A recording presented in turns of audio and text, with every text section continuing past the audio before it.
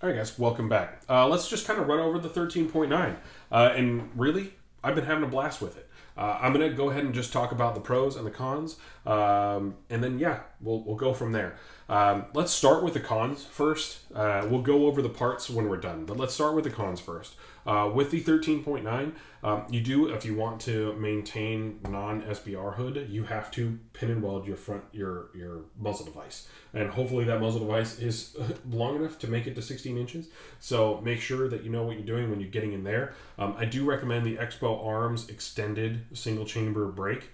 Because on the 13.9 barrel with an AccuWasher or however they have that set up, this will be 16.2 inches when it comes out, when it's all legal length and all that fun stuff. I'm running a Rosco 13.95 barrel. It is a great barrel. I love this barrel. Now I will say the company I got it from, not so amazing. I did go to TE Sales Inc. If you ever are slightly just bummed about how slow they are about their shipping, the company kind of tends to act like a child, which I wasn't super happy with. So I'm probably not going to buy from them again. Yeah. You may have better experiences or worse experiences, but I'm not going to go through them to buy any more stuff. It's just not going to happen. I like Rosco. Rosco makes incredible stuff, but TNTE, kind of a company that, yeah, I'm just going to leave it at that. But yes, the 13.95 barrel from Rosco, I don't know if that was a limited edition barrel or if the company that gave me the barreled receiver with the front sight, or the barreled the barrel with the front sight base. Good Lord. I don't know if they did their own thing and they chopped down a 16-inch carbine length barrel, but this is the 16-inch carbine length barrel.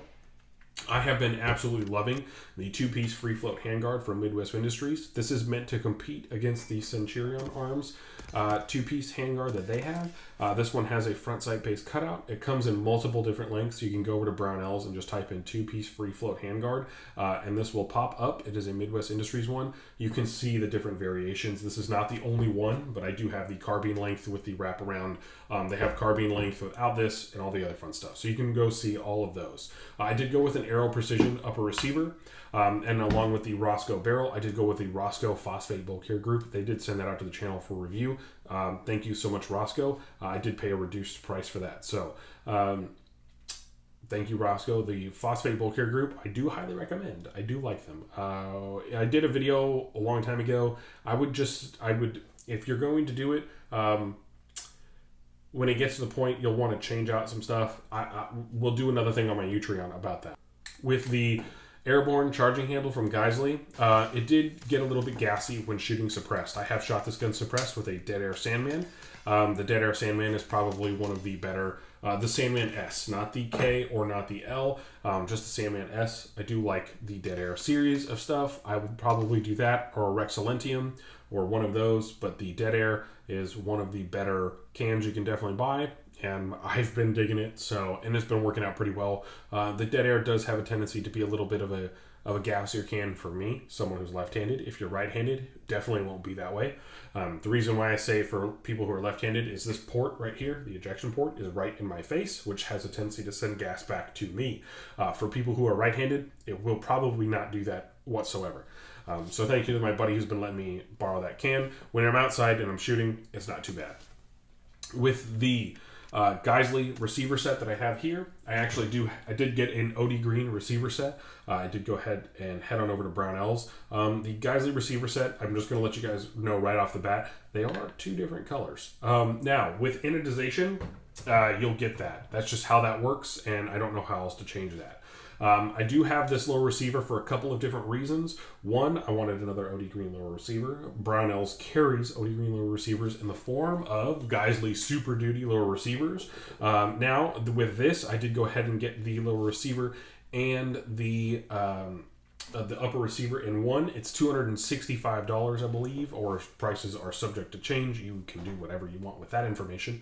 But yeah, I did go ahead and get the LaRue MBT2S trigger. Now this is a 2-stage trigger.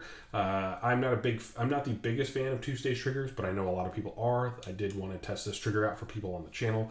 We did go ahead and get OD Green accent furniture pieces for this. I just don't have a OD Green bolt release, and I don't have an OD Green thing for the what the hell is this called? The selector. I don't know why I can't think of things sometimes, so I apologize. I also am getting an OD Green buffer tube on here, and yeah, that's just how it's been working.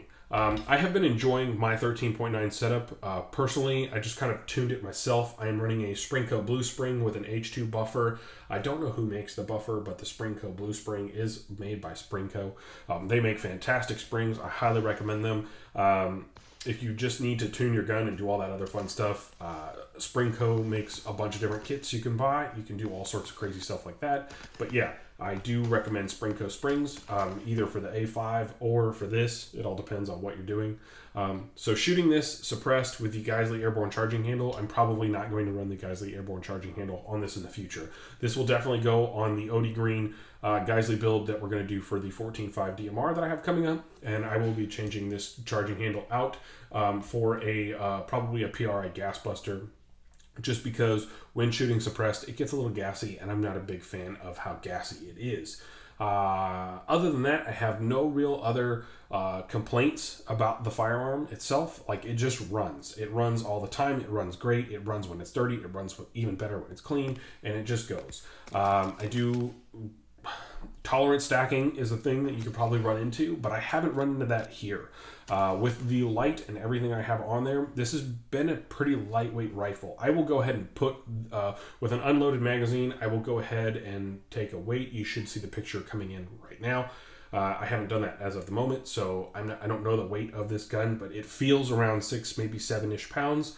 It's not very heavy. 13.9, the cool part about it is it's kind of short enough to feel like it's a SBR, but with the muzzle device on the end bringing it up to 16 inches, you don't have to go through all the NFA paperwork, and I don't want to do that. So with that being said, yeah, it is a great little, it is what it is. Also, if you do have an SBR lower and you want to have an upper that isn't 16 inches, go ahead and get yourself a 13.95 or a 13.9 or a 13.7, even a 12.7. I know there are some barrels out that are coming out now that are 12.7 inches long, not 12.7 the 50 caliber round. But honestly, it has just been a great shooting gun, and I'm happy with it. And I don't have any more complaints, or I can't really say I can complain about anything. If you want to leave me questions down below and ask me more about it, I will be more than happy to answer them.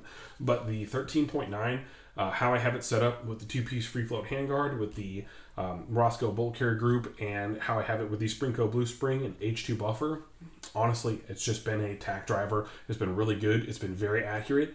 And yeah, I have to get some groups up of how accurate this actually was. But yeah, I will definitely get it, so that way we can keep pushing forward in the future. So let me know what you guys, if you want to see more of this, it'll be in the background, and I will try to at least keep shooting it and having fun with it. So thank you guys so much for everything. As always, have fun, and I'm sorry if you live in a communist state that you can't have a lot of fun, but these are awesome. And as you know, you can be from a communist state, just don't be from Florida.